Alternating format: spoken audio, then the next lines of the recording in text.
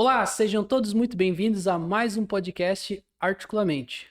Hoje o nosso tema do nosso podcast é sobre joelho. E para falar nada mais nada menos que o Dr. Daniel Figueiredo, médico ortopedista, cirurgião de joelho, pratica maratona, pratica bike, um cara que gosta muito do esporte. Seja bem-vindo, Daniel.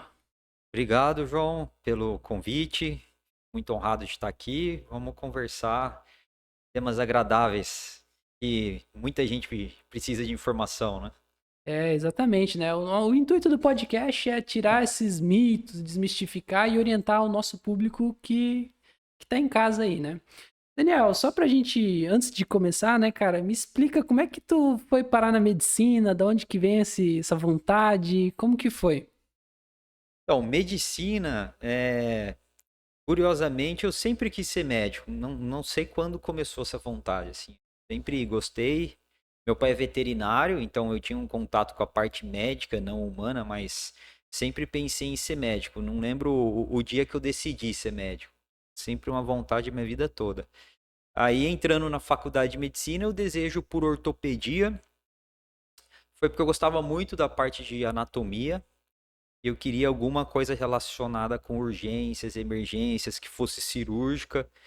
E a relação com o esporte também foi algo que me levou a essa decisão. E o tipo de cirurgia ortopédica também é algo que me fascinava ali, né? Então, a parte de traumatologia, fraturas, esporte, próteses, né? Ela é muito ampla, né? E aí a opção foi ortopedia. Mais para frente, depois da ortopedia, o desejo de me especializar também na parte de medicina esportiva, né? Aí eu fiz pós-graduações, outros cursos, né? E tenho o título de especialista em médico do esporte também hoje. E o esporte, cara, ele é algo que é apaixonante, né, cara? Porque quanto mais tu pratica, aquilo te gera um prazer muito grande, né? E o problema é que muitas pessoas acabam não sabendo cuidar do seu joelho, né? E aí vem as lesões.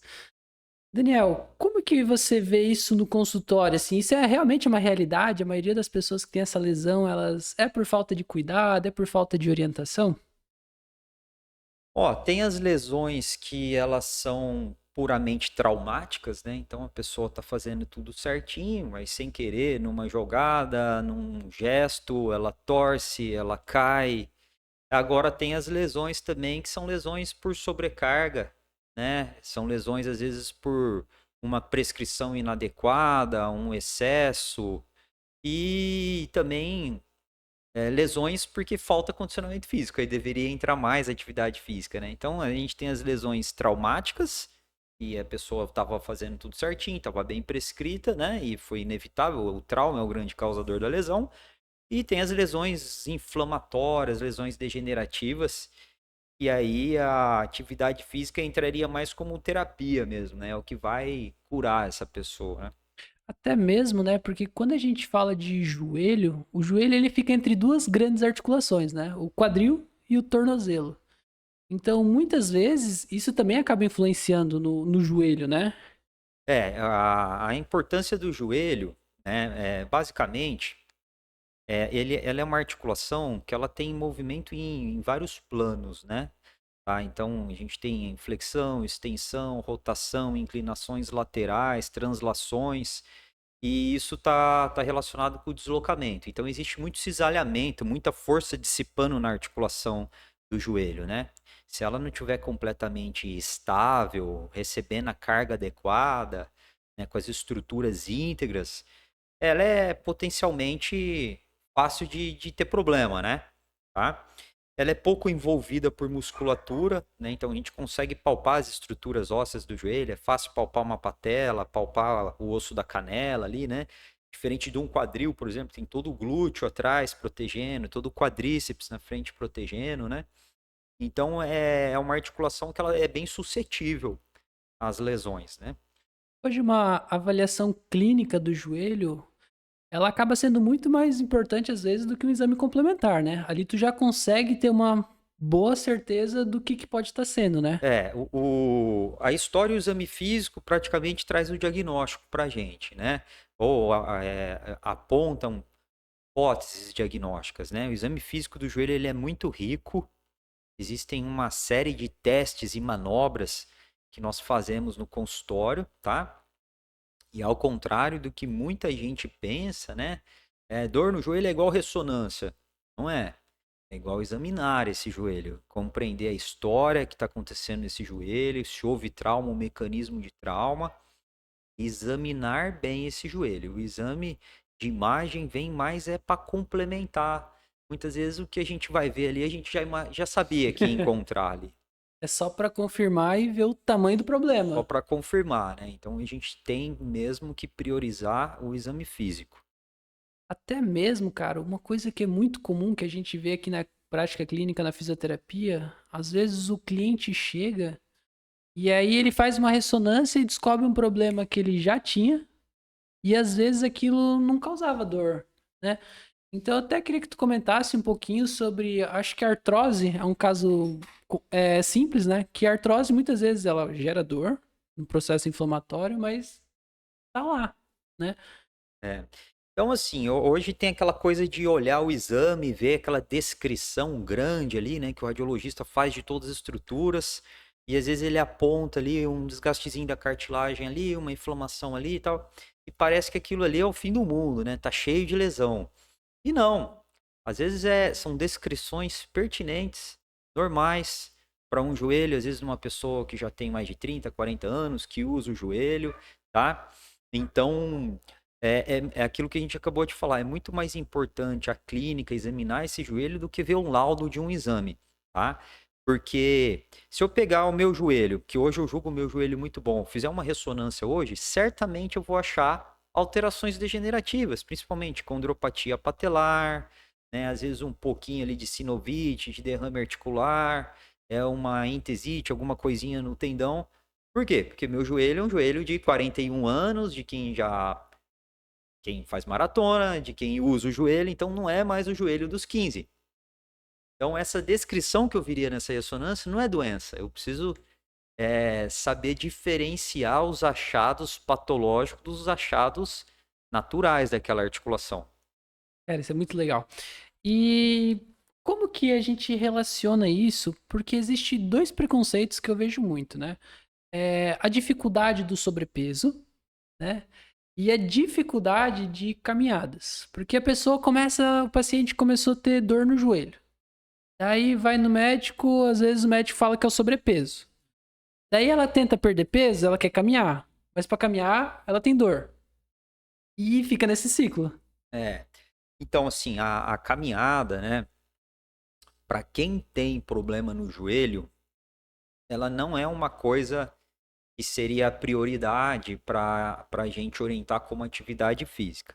Porque vai gerar carga, impacto, vai necessitar de estabilidade, tá?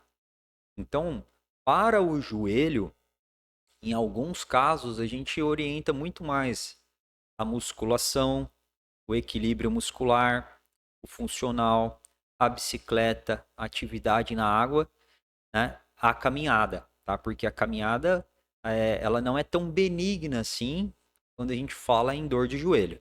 Às vezes, um paciente que tem artrose, ele vai se dar muito bem numa academia, numa bicicleta, numa piscina, mas a caminhada é algo potencialmente inflamatório para ele, né? Então, para a população em geral, a atividade física é igual a caminhada, né? Começa com a caminhada. Para quem tem problema no joelho, não. Aí, nesse aspecto, eu acho que a musculação seria o ideal. Legal. Primeiro preparar a articulação para Isso. depois ela receber o impacto. Você tem que entender assim, né? Tem atividade física que você está usando a estrutura e tem atividade física que você está preparando a estrutura, modificando, né? A caminhada você está usando.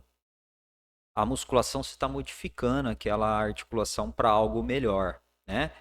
Então, às vezes, primeiro precisa preparar para depois usar, né? E é importante também entender as diferenças de dores, né? Porque tem a dor da lesão e tem aquela dor de praticar atividade física, né? Que é a dor muscular. É. Então, em geral, a dor que é doença, ela vai trazer sintomas como vai mancar, vai inchar, vai fisgar, vai travar, vai falsear, né? Se for uma dor, um desconforto, até uma crepitação frusta, leve, que você consegue manter aquela atividade, tá? De repente pode continuar fazendo a atividade, porque a gente não vai ficar esperando esse mundo ideal de estar completamente tudo maravilhoso para fazer atividade física, né? Então, tem um dado interessante, né? Se você, eu esqueci o número exato, tá? Mas se você pegar, por exemplo, a maratona de Nova York, tem 40 mil pessoas correndo lá. Se eu não me engano, mais de 50% das pessoas tem mais de 40 anos, né? Então, pô, são 20 mil pessoas fazendo maratona. Você acha que a articulação delas está normal? Você acha que eles não têm uma dorzinha de vez em quando? Tem, mas você tem que saber, aquilo ali é pertinente a um esforço intenso que está acontecendo ali ou é doença? No caso ali é a dor do esforço, né? Então, pode continuar. Entendi. Outra coisa, assim, que eu vejo que é muito polêmico é em relação ao tal do colágeno, né? Tem muitas pessoas que concordam, muitas pessoas que falam que não ajuda. Como que funciona isso na prática? Então, assim, hoje existem algumas substâncias que elas chamam de cisadoas. Cisadoas é uma sigla, tá? É referente a drogas de ação lenta que diminuem os sintomas da artrose, tá? Né, essas drogas, entre elas está o colágeno do tipo 2, peptídeo de colágeno, glicosamina, condroitina, diacereína, sal insaponificado do abacate, tem vitamina C, vitamina D, zinco, magnésio, tem uma série de substâncias. Então, o que essas substâncias fazem, inclusive o colágeno? Quando utilizadas a longo prazo, tá? Aquela pessoa que vem usando há meses, anos, a gente vê que aquela articulação vai inflamar menos. Então, basicamente, ela vai atuar como um analgésico e um protetor. Não vai recuperar a cartilagem, não vai trazer grandes modificações naquela articulação, mas ela vai modular processos inflamatórios da articulação. Não é um anti-inflamatório, mas quando usado a longo prazo, atua como se fosse um pequeno anti-inflamatório naquela articulação, né? A cúrcuma, por exemplo, é uma outra coisa que também ajudaria, tá? Então, se a gente não pode depositar nessas substâncias como terapia única, de forma alguma.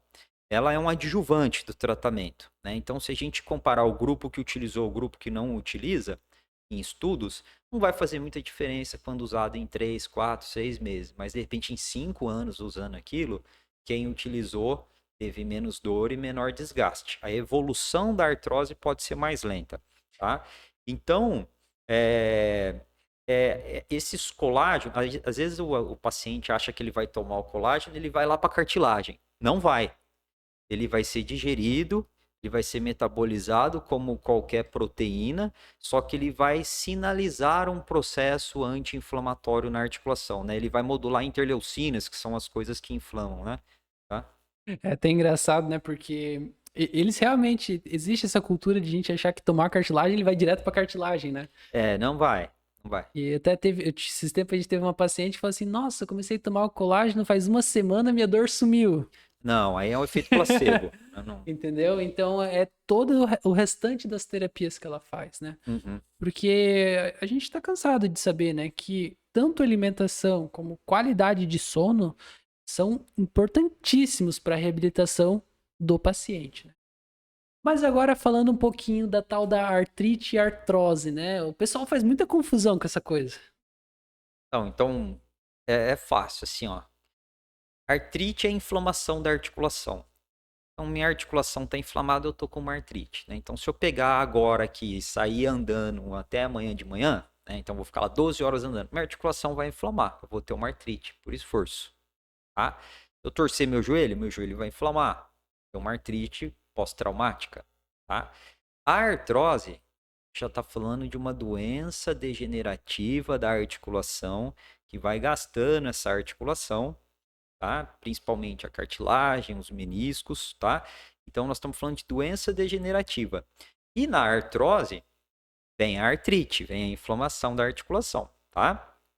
Então, a artrose é uma doença degenerativa. A definição de artrose, eu falo para todo paciente meu, tá? A artrose ela é uma doença degenerativa, inflamatória, crônica, progressiva.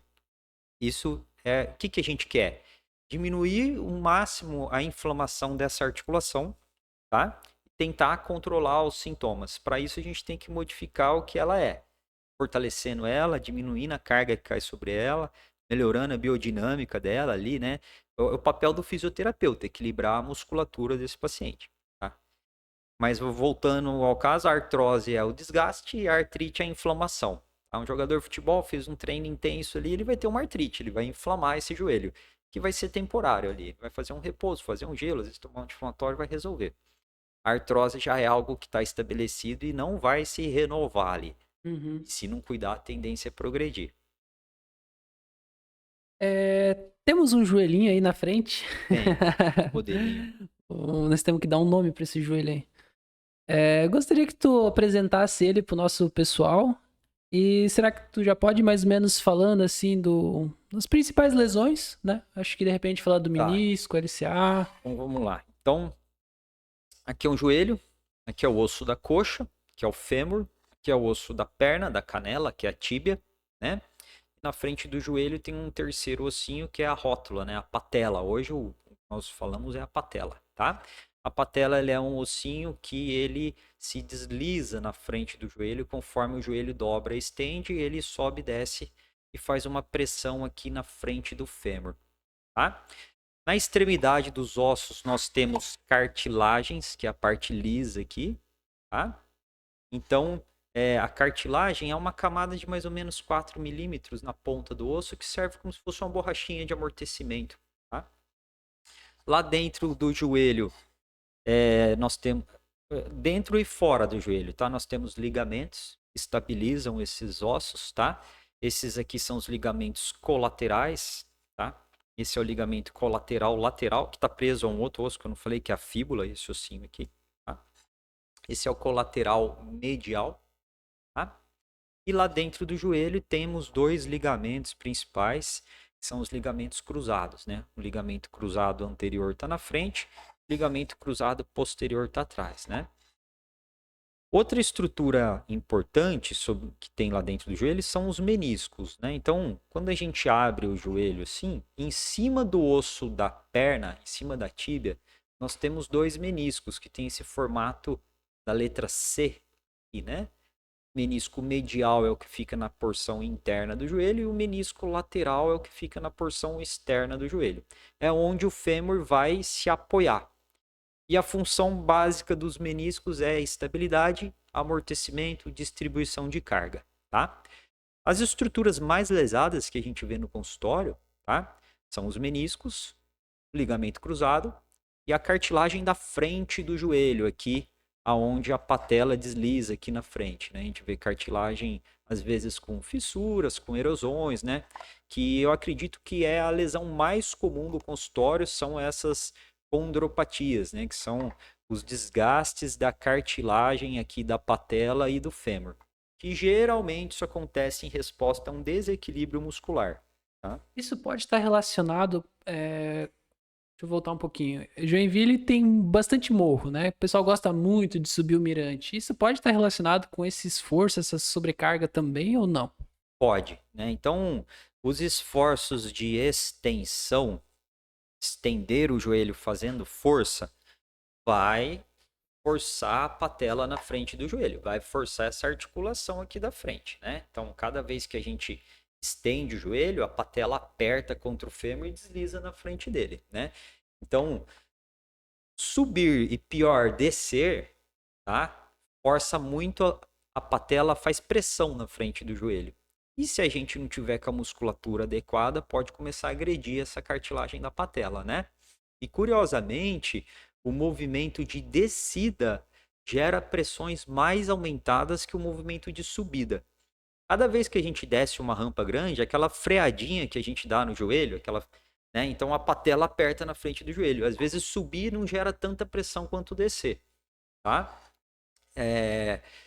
Então, quando a gente tá, vamos imaginar uma escada, tá? Quando nós estamos subindo a escada, eu ponho o pé no degrau e eu vou esticar meu joelho, né? A nossa musculatura da coxa vai contrair, vai encurtar. É o que a gente chama de contração concêntrica, tá?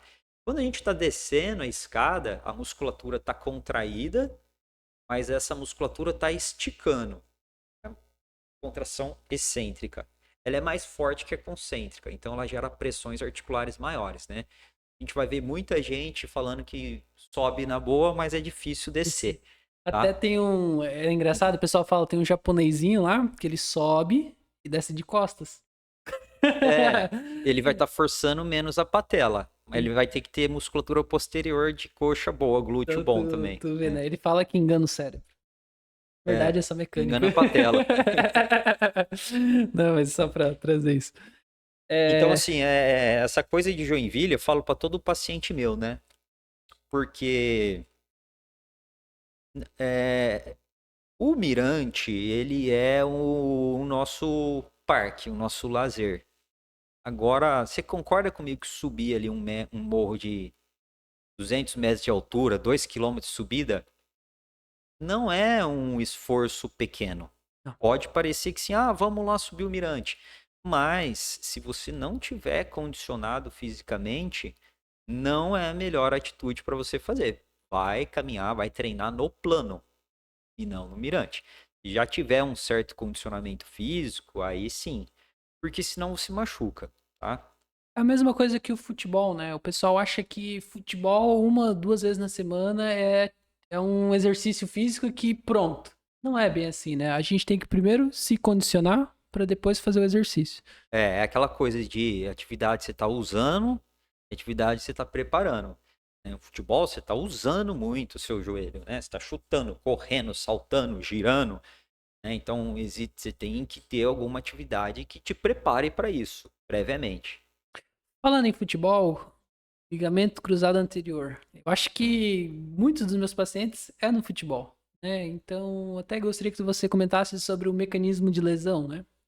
Então a lesão do ligamento cruzado anterior, que é esse ligamento aqui, da frente do joelho, tá?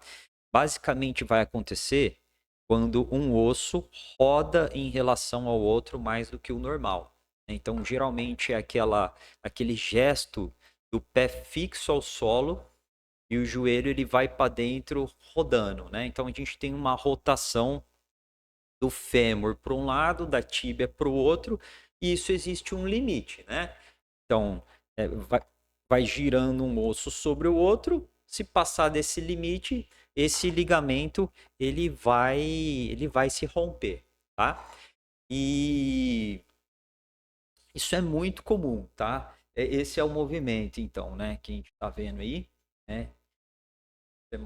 Então, esse movimento de pé fixo ao solo, geralmente a gente tem uma associação de valgo do joelho, que é o joelho indo para dentro, né, a Uhum. perna para fora, né, a coxa ela gira para dentro, né, e o pé tá fixo ao solo é como se ele estivesse tirando para fora em relação ao fêmur.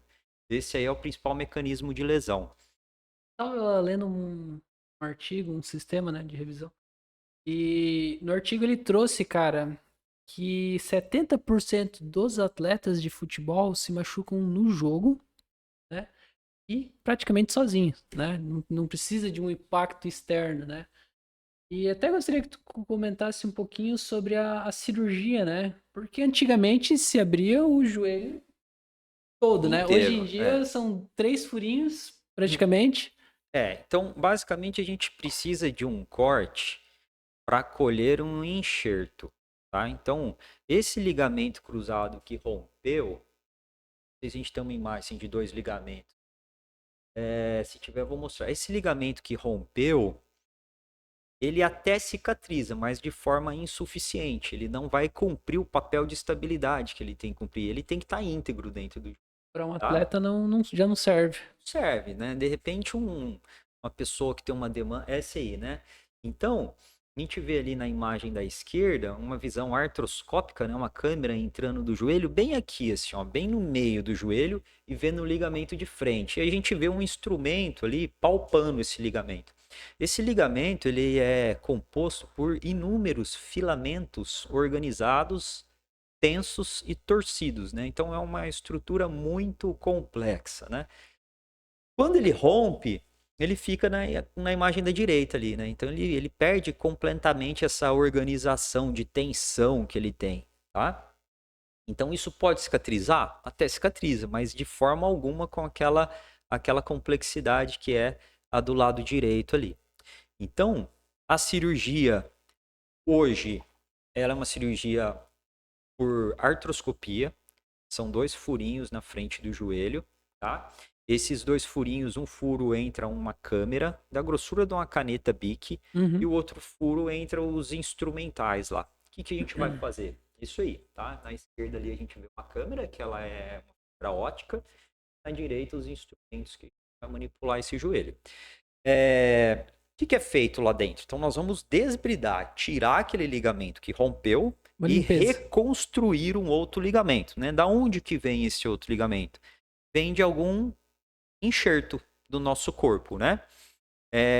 As principais opções são, a gente pode tirar uma fita desse tendão aqui, que é o tendão quadríceps, aí vai ter que ter um cortinho aqui na frente. Ou uma fita do tendão patelar, que é esse tendão aqui da frente. Ou então, que é mais utilizado hoje, tá? É fazer um pequeno corte aqui na frente do joelho, um corte de mais ou menos 2 dedos, assim, tá? E nós vamos coletar 2 tendões que vêm lá da região posterior da coxa, né? Que são os tendões isquio e os isquiotibiais, né? Que é o tendão do semitendíneo e do grácil, tá? E esses tendões vão virar o ligamento lá dentro do joelho, né? Esse ligamento ele é preso por elementos de fixação no fêmur e na tíbia, que geralmente são parafusos ou endobótons, né? Plaquinhas metálicas. Pós-operatório é uma cirurgia muito tranquila, ela é uma cirurgia rotineira para a cirurgia do joelho, tá? Uma cirurgia de mais ou menos 1 hora. O paciente, ele até pode ir para casa no mesmo dia, vai ser uma opção mesmo do cirurgião, se deixa um dia internado ou não. Se não tiver nenhuma outra lesão associada, né, por exemplo, se não tiver uma sutura de menisco, alguma coisa, ele, com o auxílio de muletas, poderia já tocar de leve o pé no chão e a gente protegeria esse joelho ali por umas 2 semanas, com 50% da carga, e já na terceira semana já pensaria em fazer o desmame das muletas. A mobilidade desse joelho é sempre estimulada, a gente não imobiliza esse joelho, tá? E o ganho de movimento e as atitudes de preservação muscular também são imediatas, né? Então, assim, não existe sucesso dessa cirurgia sem uma boa fisioterapia. Posso fazer a melhor cirurgia que existir, se eu não tiver um bom fisioterapeuta, eu posso comprometer meu resultado. Até que, cara, eu tava dando uma olhada nesse artigo, 30% dos atletas que participaram daqueles estudos tiveram uma relesão. Então isso me fez refletir, né, a pensar o porquê que causa isso, né? Então, quando a gente começa a conversar com os pacientes, porque eu tenho um amigo que fez cirurgia, tem não sei o quê, a gente vê muito a negligência desse tratamento, né? Por não levar a sério, sabe? Ou exigir demais no tempo não esperado, né? Então, existe toda uma preparação e o paciente ele tem que ter segurança de fazer aquele movimento, né? Então, uma das coisas que a gente vê que é mais importante na reabilitação é a extensão total do joelho. Entendeu? Porque eu brinco, cara, pra dobrar, a gente bota você deitado, a gente senta em cima e dobra. Agora, pra esticar. A extensão é o seguinte: se você não estender o seu membro, tá, você vai ficar com uma ligeira flexão do joelho, e isso aí vai encurtar o comprimento do seu membro, tá? E aí isso aí vai gerar uma marcha claudicante. Você vai ter que mexer a sua bacia, porque teu membro está um pouquinho dobradinho e está um pouquinho encurtado, né? Então o fato de você ter a extensão completa do joelho já te permite uma marcha mais confortável. Então já é algo fundamental. Todo mundo quer andar precocemente ali, né? Então o ganho de extensão é fundamental, até mesmo porque se o paciente ficar com esse joelho dobradinho, essa flexão por muito tempo, pode começar a formar algumas aderências e algumas fibroses que atrapalham muito o ganho de extensão depois. tá? Então, assim, cirurgia do joelho, eu acredito que qualquer cirurgia do joelho, tá? Joelho esticado de imediato, extensão total, vai dormir, não pode colocar travesseiro embaixo do Esquece a joelho, almofada. joelho esticado, força o joelho para trás.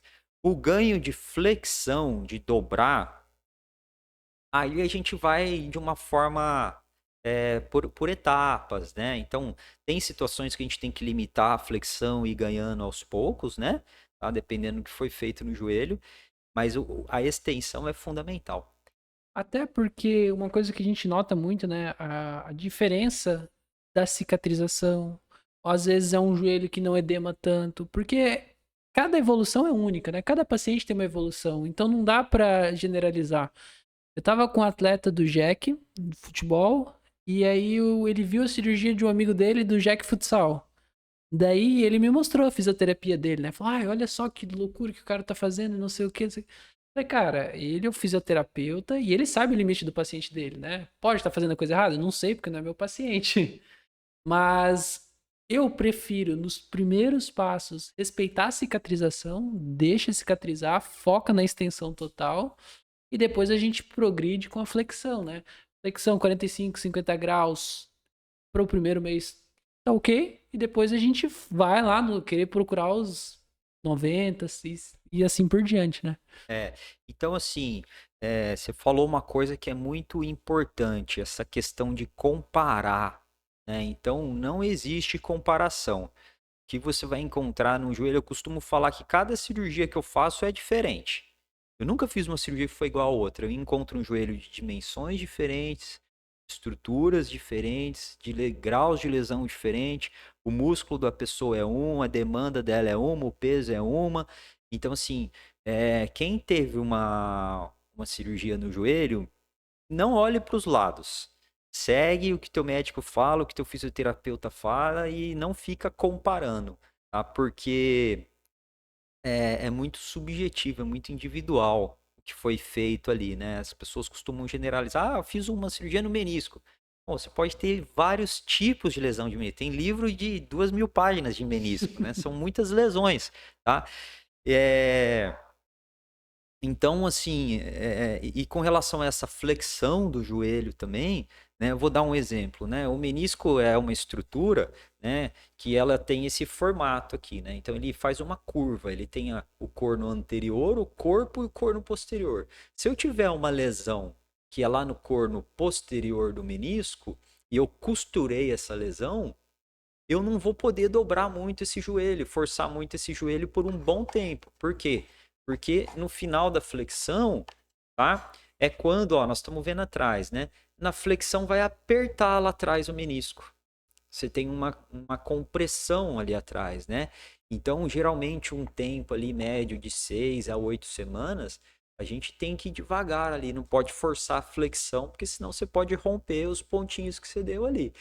Então, não se preocupe tanto com a flexão, vai ganhando devagarzinho, tá? E dependendo do caso, a gente limita mesmo. Por um tempo, a gente tem que ligar pro físico e falar, ó, vem cá, foi uma lesão de raiz lá posterior lá, então, porque ele vai saber que ele não vai poder forçar esse joelho. Como que a dor ela entra nesse processo, né? Porque eu costumo dizer que a dor ela é um limitante. Existe uma diferença entre o desconforto e a dor, né? Então, o desconforto é normal porque você tem uma cirurgia de joelho. Agora, a dor, eu sempre oriento os meus pacientes a não sentir. Fez o exercício, sentir dor, para. Já passou do teu limite, né? É, é, assim, geralmente a dor que é problema, né? O paciente ele vai expressar ali, você vai olhar ele vai suar, ele vai ficar vermelho, ele vai assim, ele vai ter atitudes de proteção, né? Em comparação com a dor normal da cirurgia, o desconforto, você vai ter que orientar ele, ó, um desconforto vai acontecer e progredir, né? É, isso vai depender mesmo da tua experiência como fisioterapeuta, de julgar isso. Não, isso aqui é a dor da cirurgia, vou continuar o trabalho. Não tem uma regra, é o feeling mesmo da coisa, né? Tá? Agora, uma manipulação que de repente trouxe um inchaço no outro dia muito grande, É um aí é alerta. um alerta, né? Mas falar para as pessoas que não vai existir cirurgia do joelho, que o pós-operatório vai ser gostosinho, tranquilo. Não, é chato, incomoda, tem que manipular, dói um pouco mesmo, mas é a dor do pós-operatório. Até Né? porque as pessoas têm percepção de que vai fazer uma cirurgia de joelho, uma cirurgia de coluna, e acha que na semana seguinte vai estar 100%. E não é bem assim, né? Porque muitas vezes um tratamento vai demorar 6 a 8 meses, tratamento. Né? Claro, se não é uma pessoa que pratica esporte, só para ela caminhar, andar de bicicleta, ela volta antes. Mas para a gente ter uma segurança, para realmente não dar o problema, tem que haver uma dedicação, todo um preparo, essa transição da fisioterapia para a academia, para o educador físico, né? Agora, quando a gente passa a falar, Daniel, de ligamento cruzado e menisco, muda totalmente a história, né? Tu comentou ali das questões do menisco, né? Porque existem cirurgias do menisco que o paciente sai andando, né? Existe. Então, assim, ó, o menisco, basicamente, o que a gente pode fazer pelo menisco? São duas coisas, tá? Eu posso costurar a lesão, que é um procedimento chamado sutura meniscal, tá? Ou eu posso fazer um desbridamento dessa lesão, que é o que a gente chama de menissectomia parcial. O que você vai fazer? Você vai cortar uma partezinha do menisco onde ele está machucado, para sobrar só menisco bom lá dentro, tá?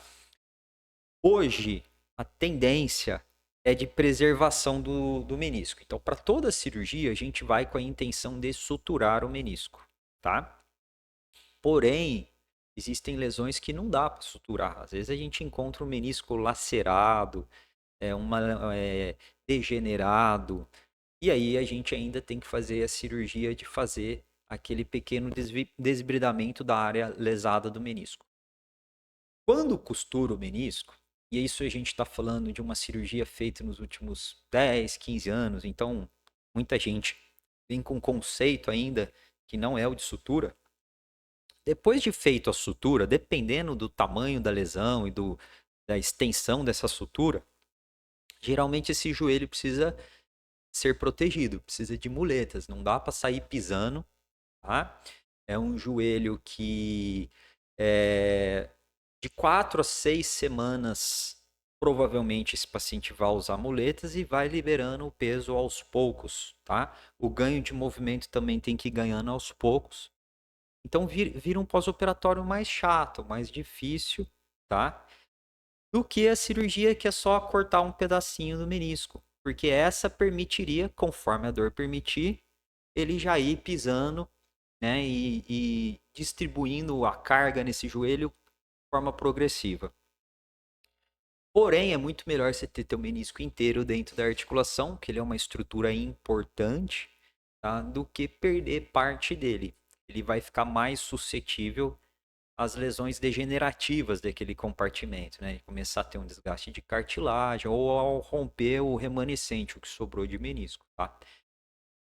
Então, assim, a sutura é mais chato, o pós-operatório é mais chato, né? Vai exigir a proteção da carga com muletas, mas pensando na articulação é muito melhor o resultado final, tá?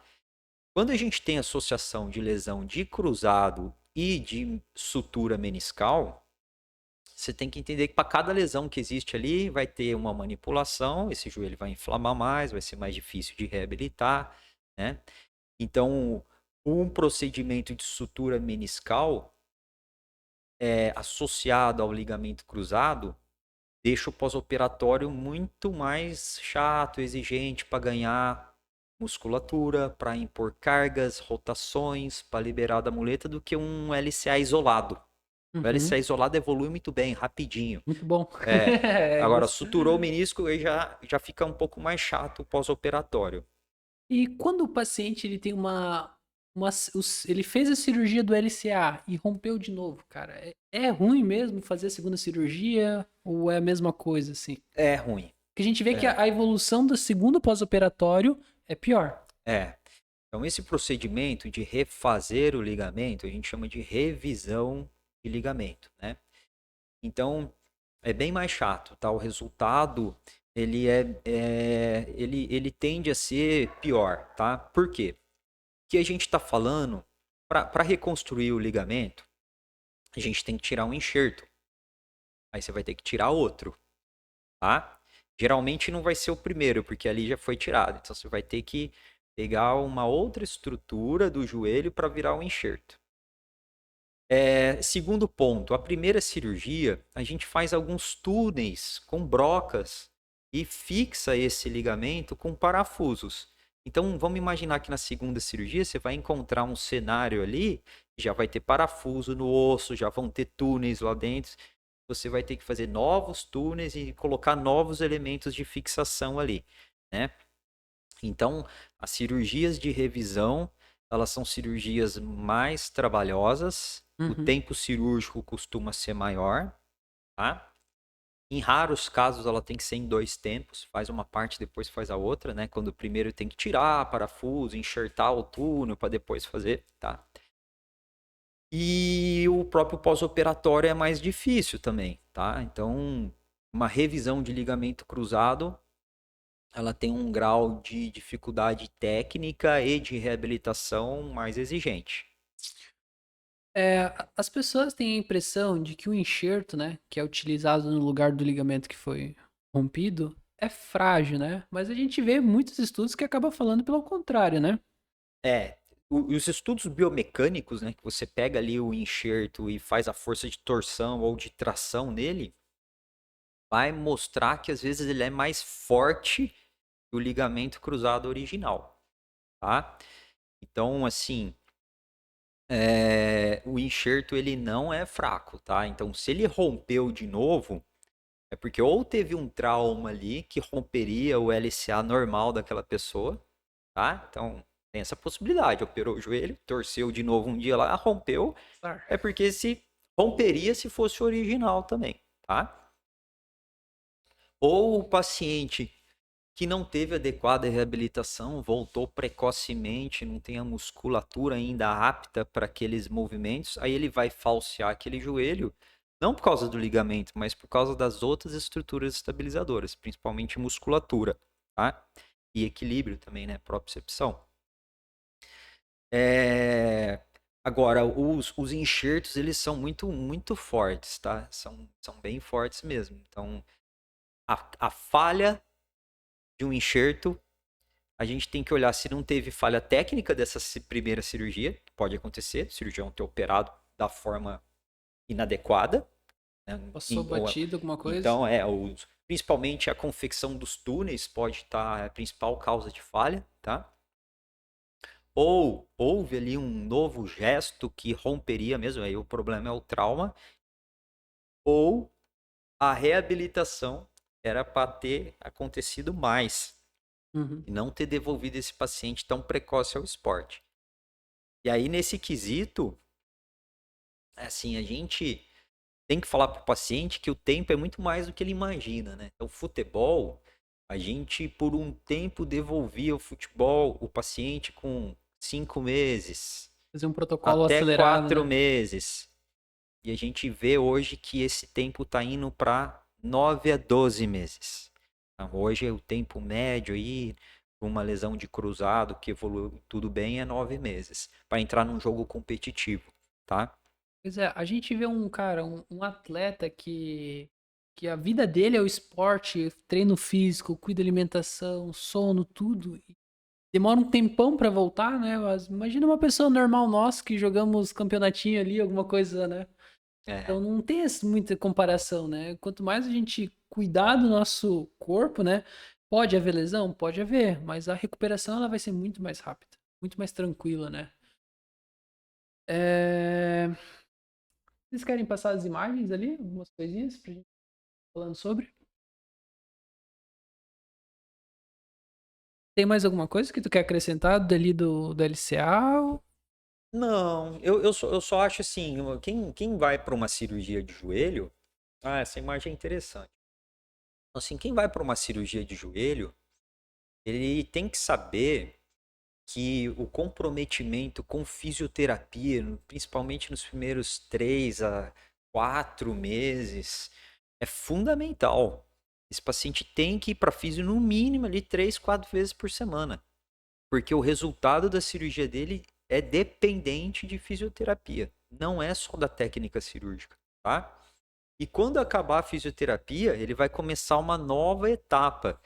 Se ele quiser fazer algum esporte que gira o joelho, que salta, vai ter que fazer todo um treinamento daquele gesto esportivo e reintroduzindo aquilo, fortalecer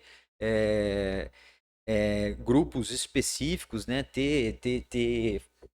Não é só academia simples, às vezes a gente tem que fazer o que a gente chama de treino de gesto esportivo específico, né? Ou funcional específico, tá? Para ter um bom resultado. A maioria das pessoas a gente vê que faz físio por 3 meses, às vezes não fez muito, o joelho já tá mexendo um Já pouquinho. consegue voltar a Aí ele trabalhar? faz ali 2 meses de academia, uma vez por semana, e vai lá brincar com os amigos no futebol. Vai dar problema, né? Então, esse joelho não tá bom.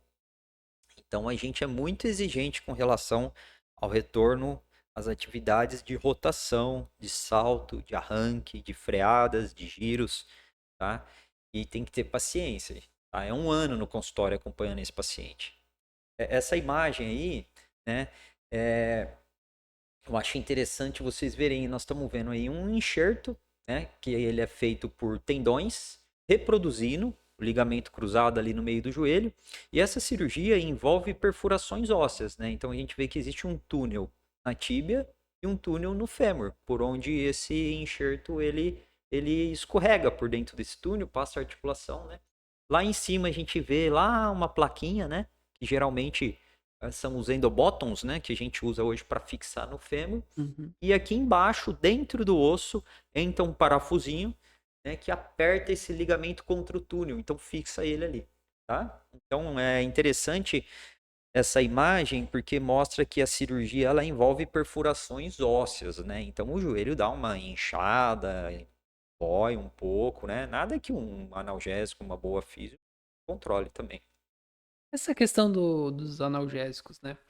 Existe muita confusão entre os anti-inflamatórios e os corticoides, né? Como que a gente pode diferenciar isso de uma forma simples, né? Então, o corticoide, ele é um fármaco, né? Ele é uma droga que o efeito dele é anti-inflamatório também. Se a gente pegar, por exemplo, esses anti-inflamatórios, que é a maioria que a gente administra via oral, né? Então, nimesulida, diclofenaco, cetoprofeno, meloxicam, tenoxicam, é, eles vão atuar como anti-inflamatório por uma via.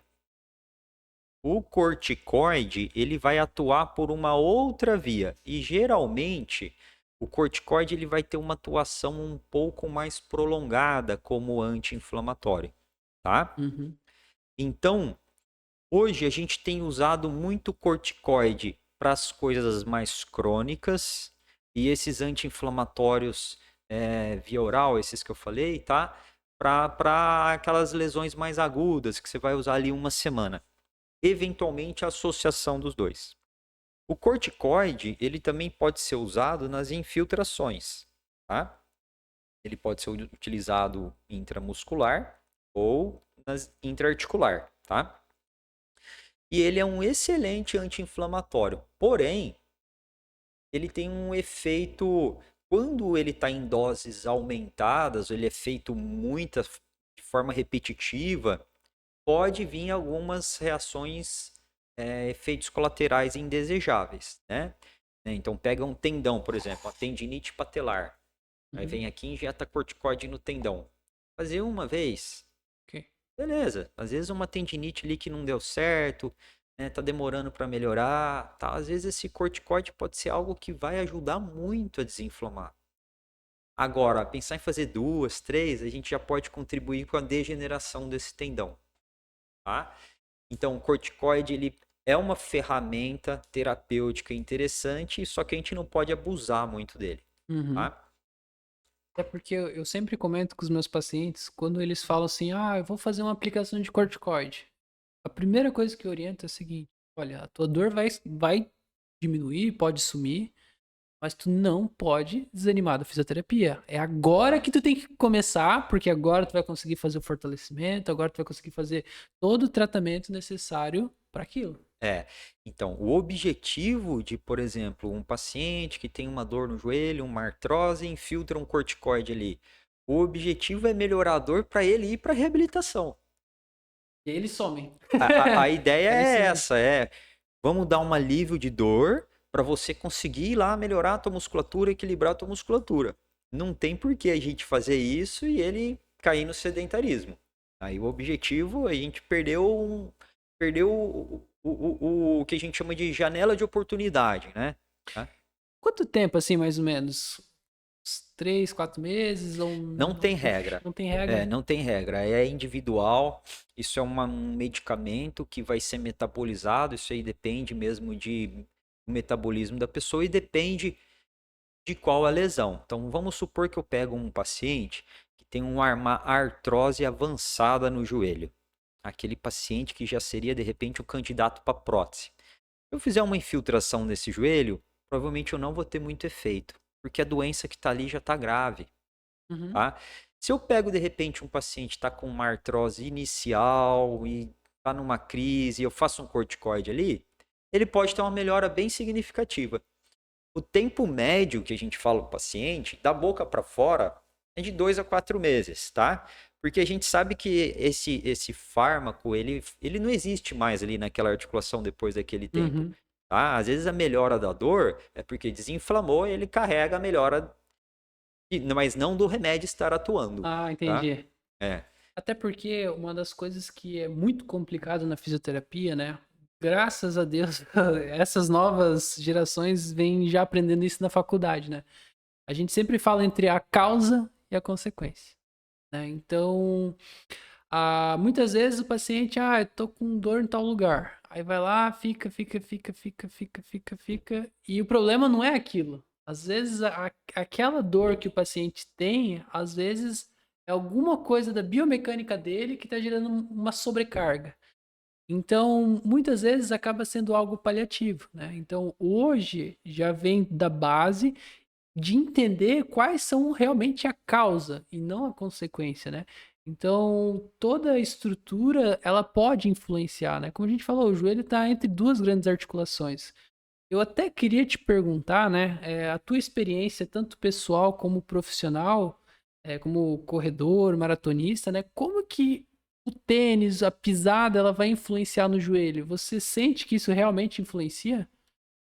Não, não influencia tanto, tá? Inclusive a gente vê hoje grandes campeões, na hora que você vê eles são pronadores, eles aterrissam com calcanhar, Uhum, são campeões, são recordistas de maratona, tá? Então, hoje, o foco é o músculo, é o equilíbrio muscular, é o glúteo forte, né? É o quadríceps forte, é a musculatura de perna forte, é o bom alongamento de adutores para não fazer o valgo dinâmico, uhum, é o isso é bom alongamento importante. de isquiotibiais para ter uma extensão que não force tanto a patela, tá? É um equilíbrio de core para ter postura adequada e não ter oscilação de tronco durante a corrida, tá? É, isso acaba sendo algo muito mais importante do que de repente ele dar uma pronada ali durante a corrida. Então, se ele tiver fortalecido, a musculatura está toda equilibrada, então isso é muito mais importante do que eu pensar de repente eu preciso colocar uma palmilha nesse paciente. Não. Uhum. Então é o equilíbrio muscular, Então, ele tá acima, tá? De repente obviamente, se você tiver ali um paciente que o pé prona muito, né? Então as medidas ali do calçado adequado, de uma palmilha específica para ele, vai ajudar muito. mas não pode ser isolado. Mas se você fortalecer esse paciente e dar algumas noções para ele da técnica da corrida mais adequada, prescrever a corrida de forma adequada para ele, nutrir ele de forma adequada, isso está muito mais importante do que a gente tinha alguns conceitos, né, que estão caindo, né? Então, não pode pisar com o calcanhar, tem que pisar com o médio pé. Tem um monte de gente pisando com o calcanhar aí que são campeões.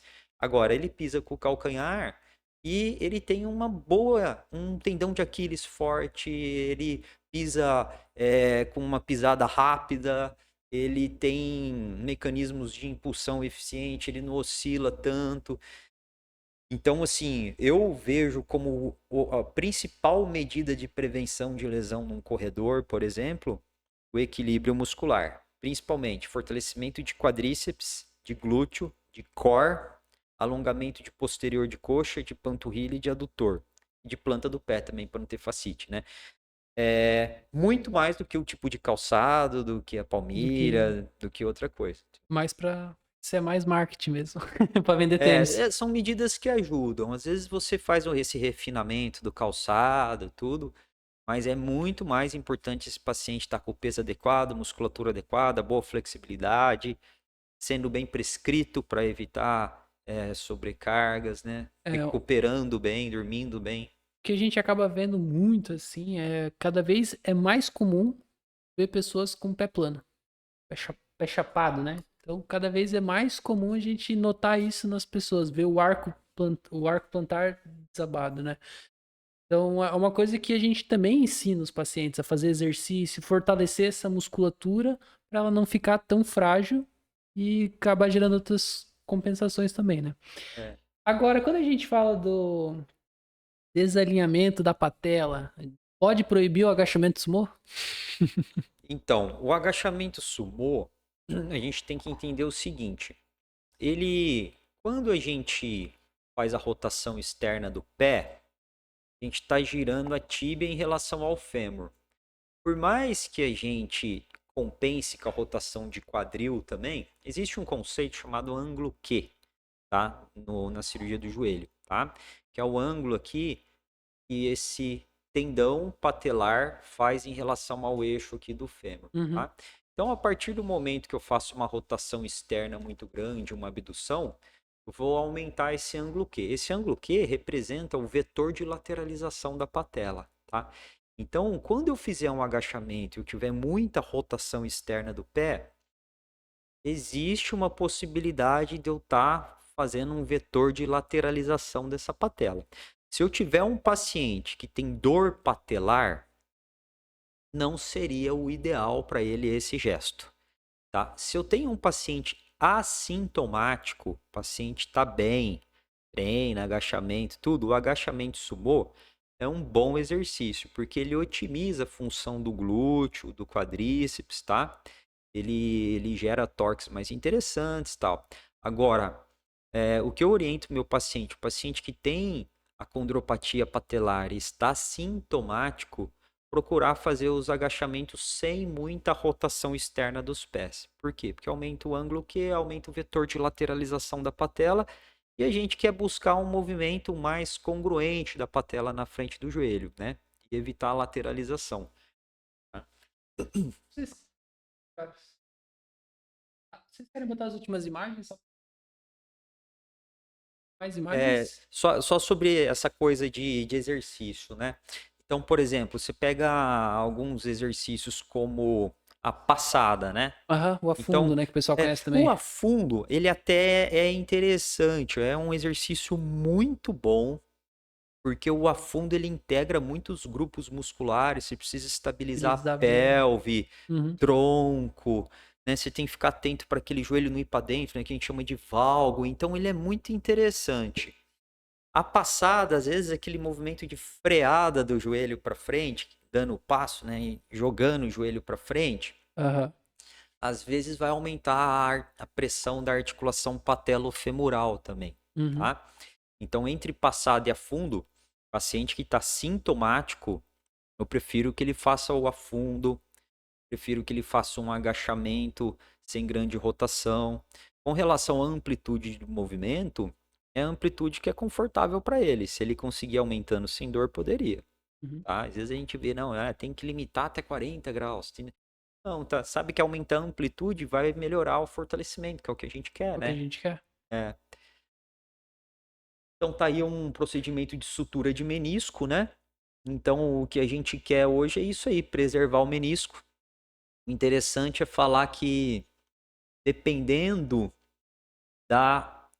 do local onde foi a lesão e da extensão dessa lesão, vai ter o potencial de cicatrização. Então tem lesões que a gente sutura, mas a gente fica com o pé atrás. Putz, será que vai cicatrizar? Uhum. Tem lesão que a gente vai lá, sutura e fala, não, aqui vai cicatrizar bem, tá? Em média, 20% das suturas do menisco falham, ainda é um índice grande, tá? Porque Aham. ele é uma estrutura pouco vascularizada, chega pouco oxigênio nele e tal. A gente tá vendo aí uma sutura de uma lesão longitudinal extensa, né? Tá? Aí a gente tá vendo a articulação da patela, da articulação patelofemoral já com alguns desgastes na cartilagem, o que é muito comum. Se a gente pegar qualquer adulto que não tem dor nenhuma no joelho, aleatoriamente, Pode fizer uma aparecer. ressonância, nós vamos ver essa articulação com algum grau de desgaste. Tá? Provavelmente ele não está tendo sintoma porque não está forçando essa articulação, deve estar com a musculatura equilibrada. A partir do momento que de repente ele descuidar um pouco de peso, de musculatura, de alongamento, ela pode começar a crepitar, a doer, tá? Uhum. Muito bem, meu querido. Estamos aí beirando o nosso tempo. Já passamos um pouquinho, né? Mas quando a gente fala de joelho é muito bom, né? Porque o joelho ele tem muitas coisas, né? E é uma articulação com muitas particularidades, né? Uhum. Daniel, acho que eu vou deixar esse tempo para tu fazer as considerações finais para a gente poder encerrar. Então, agradeço estar aqui, né? Nós temos uma experiência interessante aí em tratamento de alguns pacientes, né? Pacientes atletas, né? Muito bom ver paciente que teve lesão voltando a ter performance, tudo, né? Até parabenizo o seu trabalho, muito Obrigado. bom, parabéns aí. É uma clínica aqui que o seu trabalho é uma referência, encaminho meus pacientes tranquilamente para cá, muito bom. E assim, uma consideração final com relação ao joelho. Então, o joelho, a gente tem que, eu acho que valorizar cada vez mais essa questão da musculatura, do equilíbrio muscular, né? Então, a gente vai ter que ter para tratar o joelho não só o ortopedista, o fisioterapeuta e o profissional de educação física, porque é uma articulação muito dependente, né, de uma boa flexibilidade, de uma boa estabilidade muscular. E não necessariamente só ficar tomando remédio, ficar tomando colágeno, ficar infiltrando. Quem tem dor no joelho tem que saber que vai ter que ir para academia, vai ter que ir para o físio, vai ter que cuidar para sempre desse joelho, né? A carga que cai sobre esse joelho, o peso é importante. Então, o emagrecimento para quem tem dor no joelho é fundamental, tá? E assim, não tem grandes milagres, sabe? Não vai ter ali uma infiltração milagrosa, um remedinho milagroso, sei lá, um emplasto milagroso, um fulano foi não sei onde, fez tal coisa que curou. Vai ser um tratamento englobando várias medidas, medidas farmacológicas, medidas de equilíbrio muscular, medidas de emagrecimento. Nutricionista é uma pessoa que é fundamental também pra gente, tá? Então, assim, dor no joelho, começou a doer, começou a incomodar, você vai passar pro médico, mas pode esperar que você vai ter que cuidar dessa musculatura também. Outros profissionais vão ser envolvidos, tá? E o corpo não foi feito para ficar parado. Não, movimento é muito, mobilidade é muito bem-vinda, tá? Ficar com o joelho parado. A gente tem uma dor muito comum hoje de quem trabalha sentado, né? Uhum. Então, tem muito home office, muita gente sentado. Isso é um grande problema, porque traz encurtamento de musculatura posterior de coxa. Quando o joelho está dobrado, a patela está apertada na frente do joelho, né? Tem essa tensão aqui. Aí aparece aquela dor da patela. Tá? Às vezes é movimento. Você tem que falar, meu, faz o seguinte, levanta de vez em quando, sai dessa posição, dá umas mexidas no joelho, põe o pé mais à frente, sai dessa postura de flexão, que o problema é esse, ergonomia. Tá? Então, movimento é muito bem-vindo. Tá? Pessoal, gostaria de agradecer a Clínica Physioform, nossa clínica parceira que oferece toda a estrutura para o nosso podcast acontecer. Obrigado para quem assistiu até aqui. Se você já passou por qualquer problema de joelho ou está passando, comenta aí no vídeo, né? Eu vou deixar também o Instagram e o site de onde a clínica onde o Dr. Daniel trabalha, né? Se vocês tiverem qualquer dúvida, vocês podem procurar ele no consultório, né? Então, muito obrigado quem participou até aqui e nos encontramos na próxima.